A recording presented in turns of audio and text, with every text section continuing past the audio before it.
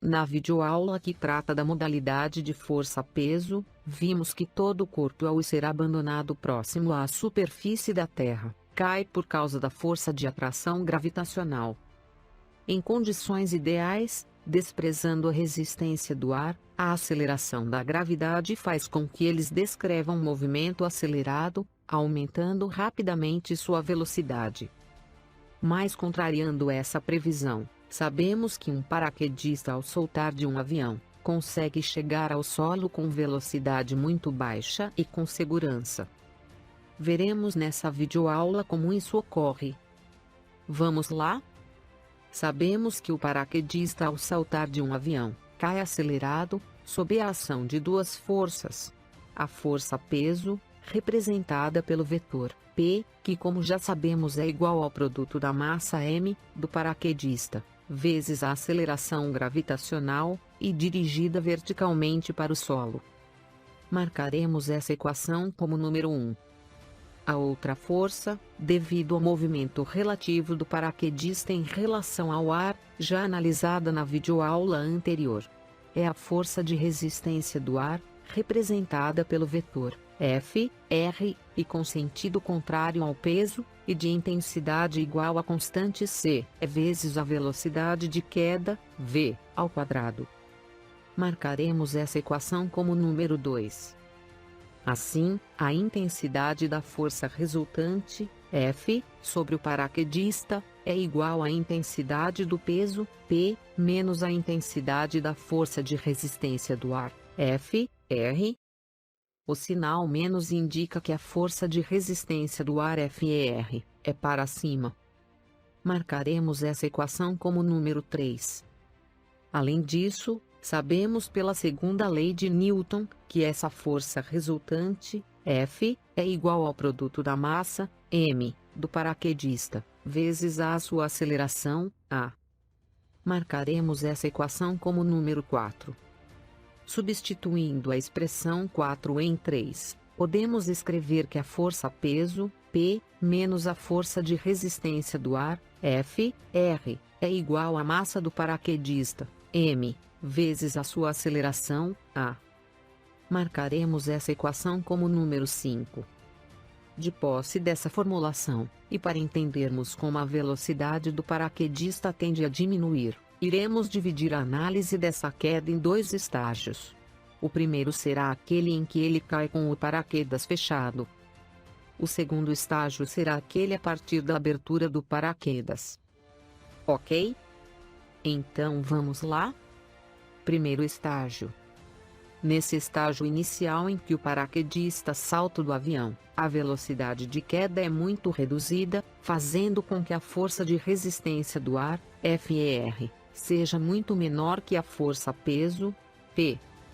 Portanto, nessa fase inicial, pela equação número 5, a força resultante, F, é positiva, fazendo com que o paraquedista descreva movimento retilíneo e acelerado, A.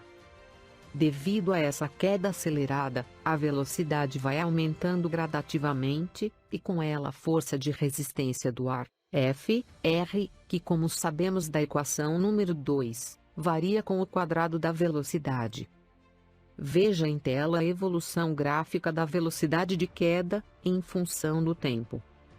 Aproximadamente 20 segundos após a queda, a intensidade da força de resistência do ar, FR, é igualada à intensidade da força-peso, P, fazendo com que a velocidade de queda do paraquedista seja mantida constante, em média, a 55 metros por segundo, ou se preferir, 198 km por hora.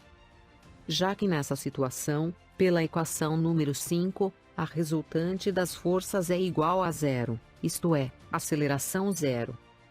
A essa velocidade constante, durante o processo de queda em qualquer meio viscoso, que no caso em estudo é o ar, damos o nome de velocidade terminal, ou velocidade limite.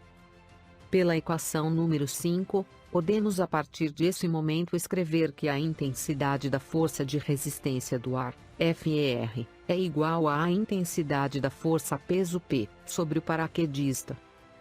Usando a equação número 2, podemos escrever que a velocidade terminal, ou velocidade limite, V1, neste primeiro estágio, é calculado pela raiz quadrada do peso P, sobre o paraquedista, dividido pela constante C1, da força de resistência do ar.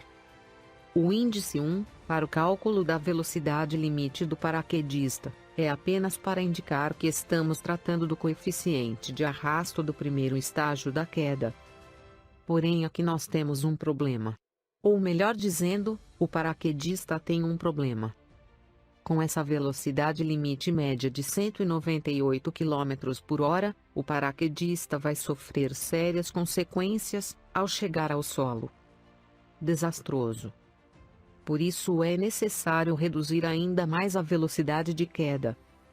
Isso é conseguido produzindo uma desaceleração, isto é, uma aceleração em sentido contrário à queda. É o que denominamos de movimento retardado. A forma mais simples de realizar esse procedimento é aumentando a área de contato com o ar, através da abertura de um paraquedas. É aqui que passamos para o segundo estágio da queda. Vamos lá? Segundo estágio. Com a abertura do paraquedas, a força de resistência do ar, FR, passa por alguns segundos a ser maior que o peso, P, do paraquedista, fazendo com que a resultante das forças sobre ele tenha sentido para cima.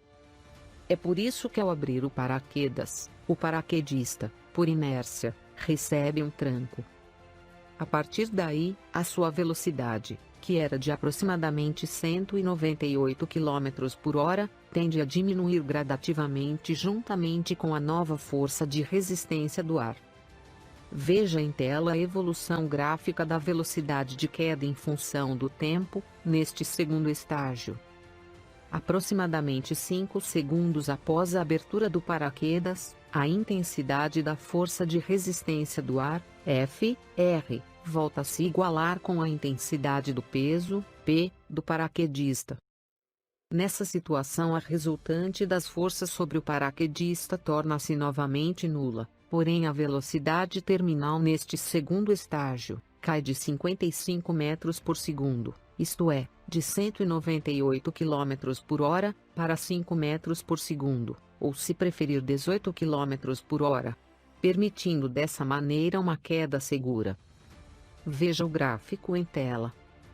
Essa segunda velocidade terminal V2 pode ser calculada da mesma maneira como procedemos no primeiro estágio, tendo cuidado de observar que a constante de arrasto do ar aqui é maior, já que o paraquedas está aberto. Chamaremos essa constante de C2.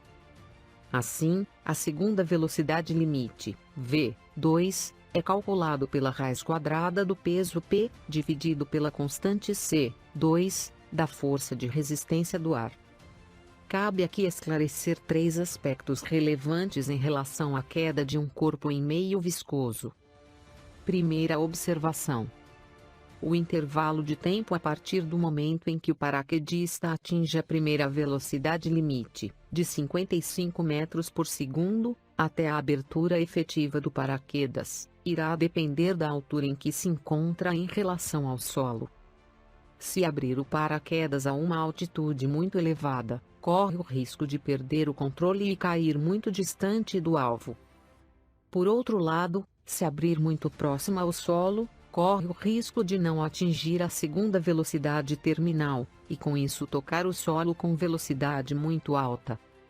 Segunda observação: a altura de queda do paraquedista é numericamente representada no gráfico em tela, como a área gerada abaixo da curva da velocidade, em função do tempo.